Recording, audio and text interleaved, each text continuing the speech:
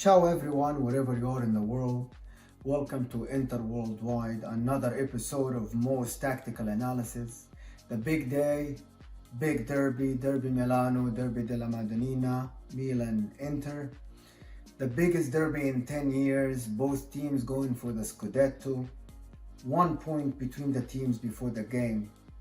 Inter coming on top, Milan 0, Inter 3 in Serie A. Inter making the gap 4 points. We're going to talk about the tactics, we'll look at the stats, and we'll analyze the game, and we'll highlight a player. Let's start with the stats. If you look at the stats, you might think that Inter were not on top the whole game, with Milan 60% of ball position. They had 8 shots on target, but when it mattered most, Inter created 17 chances. They scored 3 of them.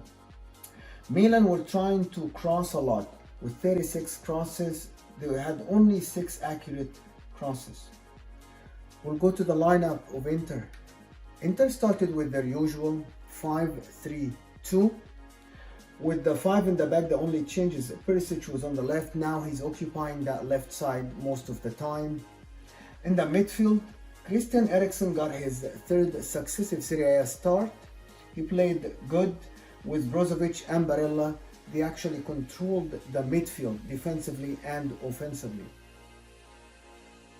We'll start with the defense, how Inter defended since they come out with a clean sheet.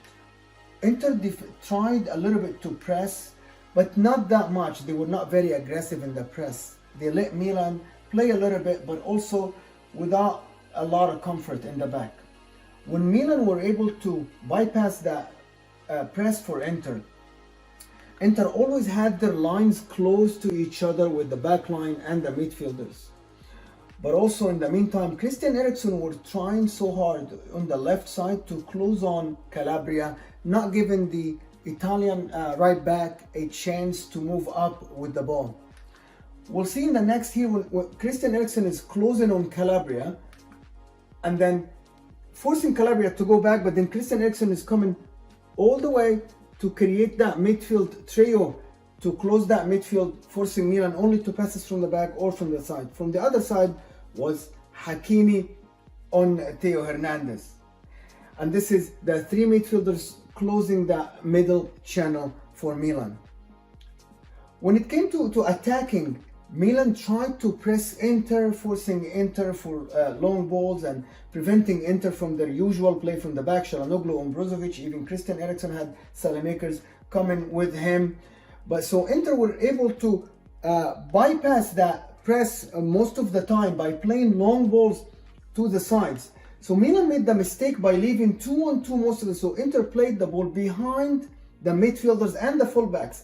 So it was always 2-on-2. Romagnoli and Simon Kjaer with Lautaro and Lukaku. There is a lot of space behind the 2 defenders for Milan.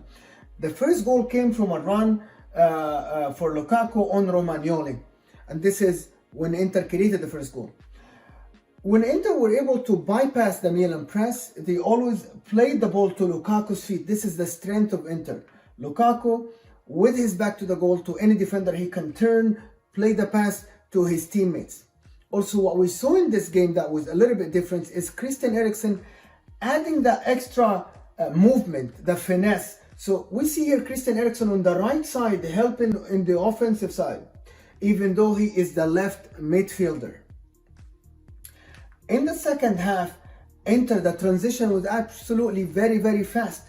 You see here 3 Inter players on the left, and everybody from Milan is just chasing the ball. This was the second goal for Inter, where the ball was played to Lukaku and then the pass to Hakimi, and that's the transition. So Inter players are following the ball, while the Milan players are reactive to the play. They're following the man. So 1, 2, 3, 4 following Hakimi, while 3 players from Inter were on the left side free where Inter created the second goal. After going 3-0 up, Inter still did not fall back like they do normally. So Conte is learning and the team is learning. Still Hakimi is pressing the left side and also the midfield, Barella is pressing, and that other two midfielders are not dropping back. So we're still from the halfway line, but nobody is falling behind, forcing Milan still to play from the back, so their midfielders are dropping to create options. We're gonna talk about Handanovic today. 8 saves when the game was 1-0. Samir Handanovic made that triple save in that mad 60 seconds in the second half, the beginning of the second half, where the score was only 1-0. And he actually kept Inter on the top of that game, allowed Inter to go score the second and the third with his saves. Samir Handanovic came under a lot of heat. He now has 8 clean sheets. He is tied with Donnarumma. So they both had the most clean sheets in the league. We now look at the table. Inter with the 4 points gap. Even if Juventus win their 2 games in hand, they will still be 5 points behind Inter. So Inter now have a little bit of a breathing space. They are looking at everybody in the back mirror. Inter has a good run now, a little bit of easier games, so Inter can have a winning run. We hope that Inter can have a winning run, and we hope that this is the year where Inter break that Juventus 9-year run and win the Scudetto back. Thank you everyone for tuning in, and hopefully we'll see you in another big game, another episode, and Inter always winning. Forza Inter.